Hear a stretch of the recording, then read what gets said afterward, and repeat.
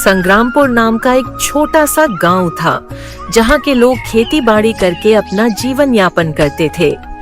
गांव की मिट्टी उपजाऊ थी, लेकिन पिछले कुछ वर्षों से मौसम की मार ने किसानों को बुरी तरह प्रभावित किया था। इन्हीं किसानों में से एक था रामलाल, जो अपनी पत्नी सीता और 2 बच्चों मोहन और गुड्डी के साथ गांव के किनारे एक छोटे से घर में रहता था। उसके पास केवल 2 बीघा जमीन थी, जिस पर वह दिन रात मेहनत करता था। पर किस्मत को इस बार कुछ और ही मंजूर था। इस साल बारिश समय पर नहीं हुई थी।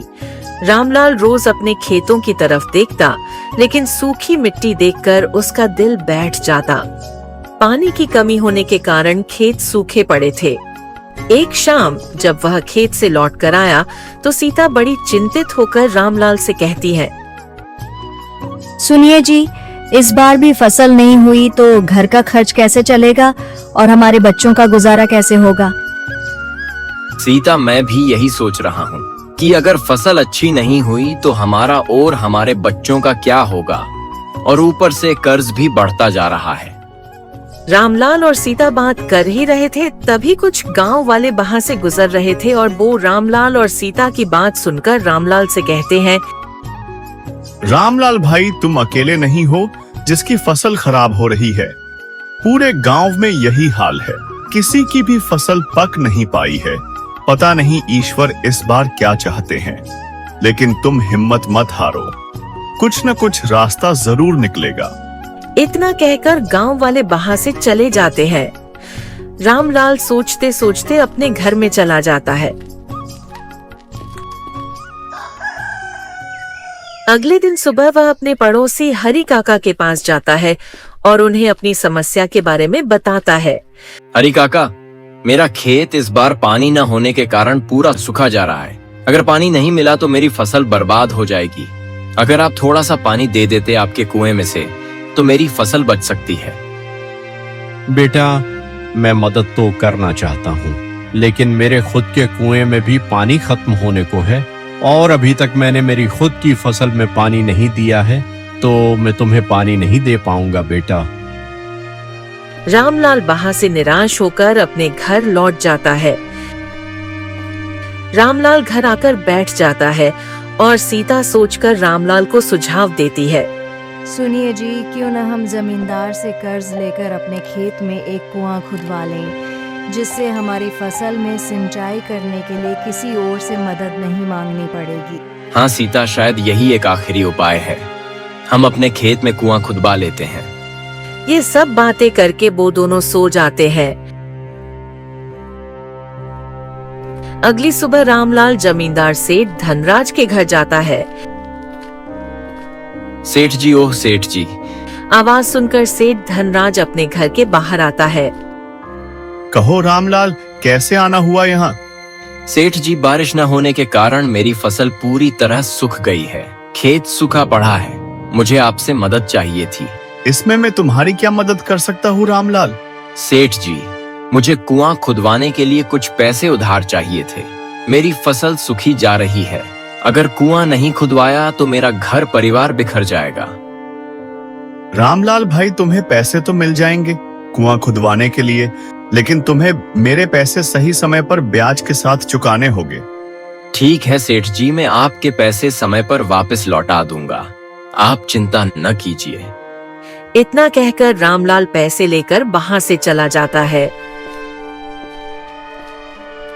कर्ज के पैसों से रामलाल ने अपने खेत में कुआं खुदवाया और मेहनत से खेती करने लगा। इस बार उसने कुएं से पानी लेकर अपने खेत की सिंचाई करके अपनी फसल अच्छे से तैयार कर ली। रामलाल की फसल अच्छे से पक चुकी थी। फसल देखकर रामलाल बहुत खुश हुआ। भाग्यवान, इस बार भगवान ने हमारी सुन ली। अब सेठ जी का सारा कर्ज भी चुका देंगे और हमारा गुजारा भी अच्छे से हो जाएगा। हाँ जी, आप सही कह रहे हो। लेकिन कुदरत को तो कुछ और ही मंजूर था।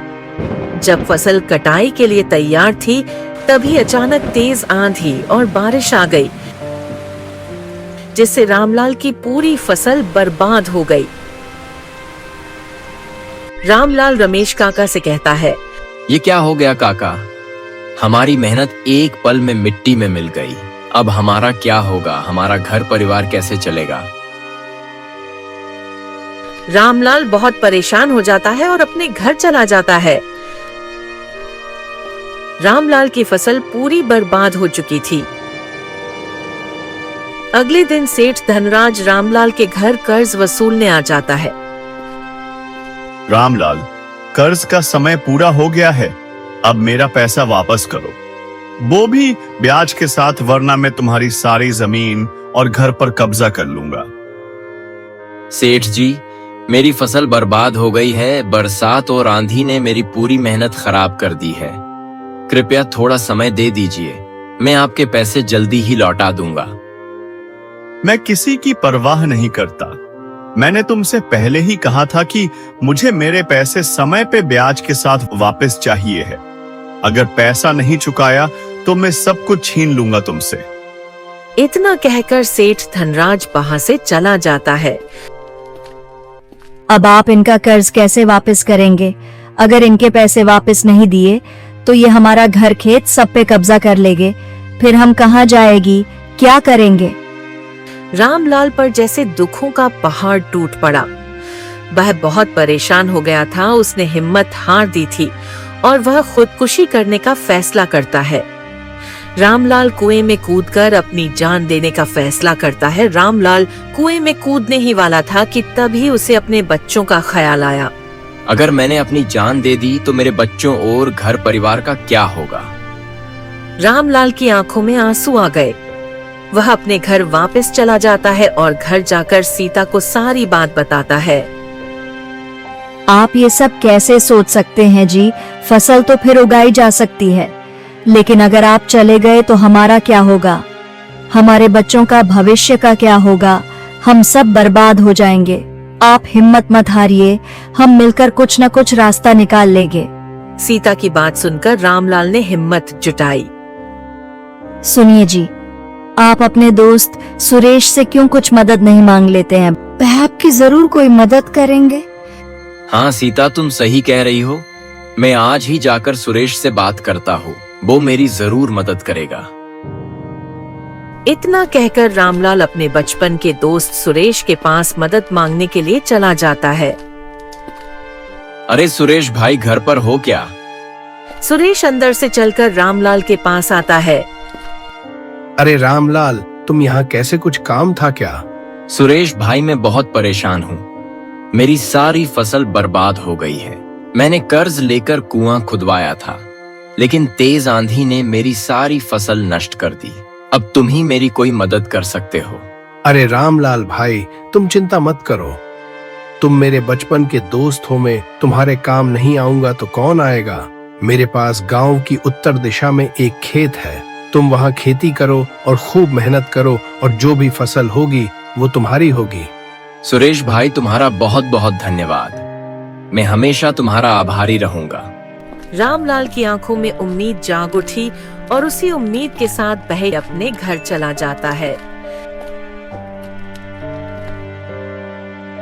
रामलाल ने सीता को सारी बात बताई कि उसके दोस्त ने उसे अपना खेत दे दिया है खेती करने के लिए। रामलाल ने फिर से मेहनत शुरू की। रामलाल कड़ी मेहनत करता है और खेत में अच्छी फसल उगा लेता है। सुरेश का खेत बड़ा था। इस बार बारिश भी समय पर हुई। इससे उसकी फसल को पर्याप्त पानी मिल जाता है और उसकी फसल और भी अच्छी होती है और उसकी मेहनत रंग लाई।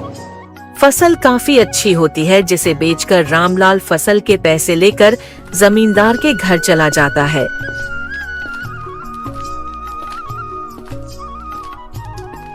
जमींदार साहब, ओह जमींदार साहब। इतना कहते ही जमींदार घर के बाहर आ जाता है।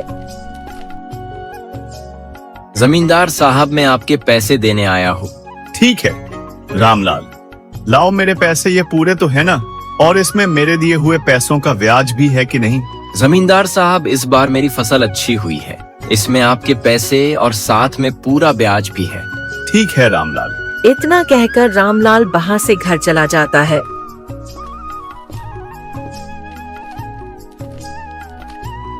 रामलाल घर जाकर अपनी पत्नी को बताता है। सीता, इस बार फसल बहुत अच्छी हुई और मैंने फसल के पैसों से जमींदार का कर्ज भी चुका दिया है। अभी उन्हें पैसे देकर आ रहा हूँ। भगवान का और आपके दोस्त का बहुत बहुत आभार है। उनके ही साथ से हमारी फसल अच्छी हुई। हाँ सीता, सही कहा तुमने। अगर वह मेरी मदद न करता तो शायद मैं कभी कर्ज न चुका पाता। अब हम सुख शांति से रह सकते हैं। अब हमारा जीवन आसान हो जाएगा। रामलाल अपने बच्चों से बोला और उन्हें एक सलाह देता है। बेटा, मेहनत से कभी पीछे मत हटना। बुरे समय में हिम्मत ही सबसे बड़ा सहारा होती है। अगर हिम्मत रखोगे तो भगवान कोई न कोई रास्ता जरूर निकालेंगे आपकी मदद के लिए। गांव के लोग भी रामलाल के संघर्ष से प्रेरित हुए और अब संग्रामपुर के किसान भी पहले से ज्यादा हिम्मत और जोश के साथ खेती करने लगे और गांव में खुशहाली लौट आई।